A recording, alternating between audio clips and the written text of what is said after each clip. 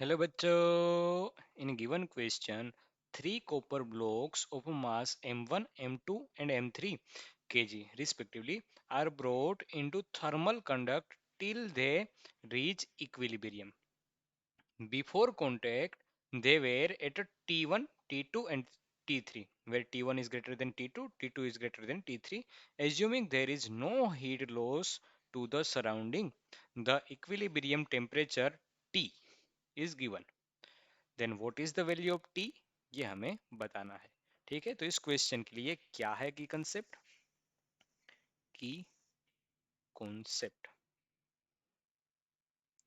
की कॉन्सेप्ट ये है कि जो हायर टेम्परेचर है वो T1 का है, तो मान के चलते हैं कि जो T1 से हीट लॉस होगा, मतलब कि हीट लॉस इज बाय 1, वो होगा heat gain bye 2 and 3।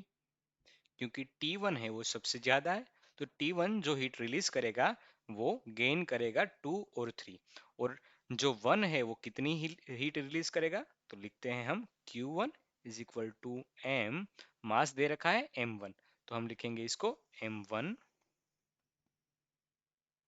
M1 s delta t, और डेल्टा टी इस केस में क्या होगा, T1, क्योंकि ज्यादा टेम्परेचर है और इसका टेम्परेचर घट जाएगा तो वो इससे छोटा होगा, तो लिख सकते हैं हम T1 माइनस टी।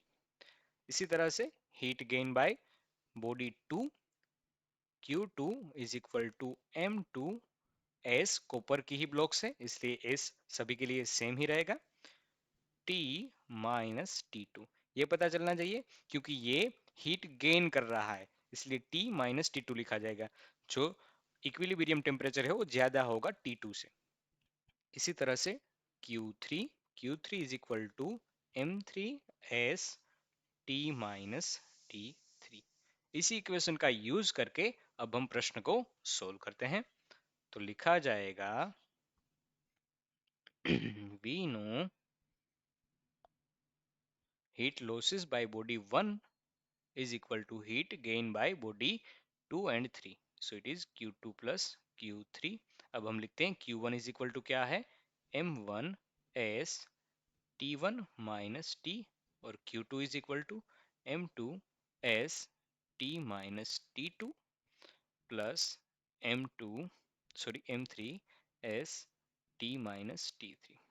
अब सभी जगह से हम S को कैंसिल आउट करते हैं, तो कुछ इस तरह से हमें इक्वेशन मिलेगी, ये S S S common and cancel out, तो हमें जो इक्वेशन मिलेगी वो कुछ इस तरह से होगी, M1 T1 minus M1 T plus M2 T minus M2 T2 plus M3 T minus M3 T3।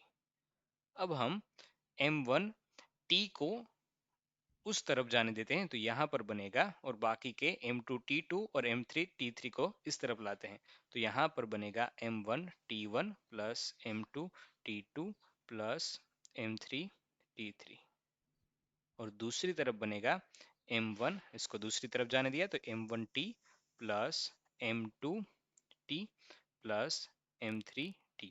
अब हम करते हैं इन तीनों में से T को कॉमन, तो यहाँ पर मिलता है M1 plus M2 plus M3, और दूसरी तरफ जो भी टर्म है वो सेम टू सेम, मतलब कि M1T1 plus M2T2 plus M3T3।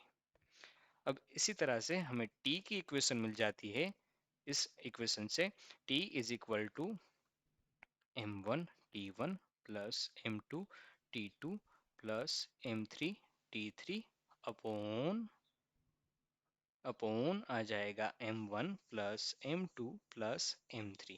अब देखते हैं कौन से ऑप्शन में ये टर्म दिया गया है, तो यहाँ से चेक करने पर मालूम होता है कि बी ऑप्शन में यही इक्वेशन दे रखी है, so our final answer is B।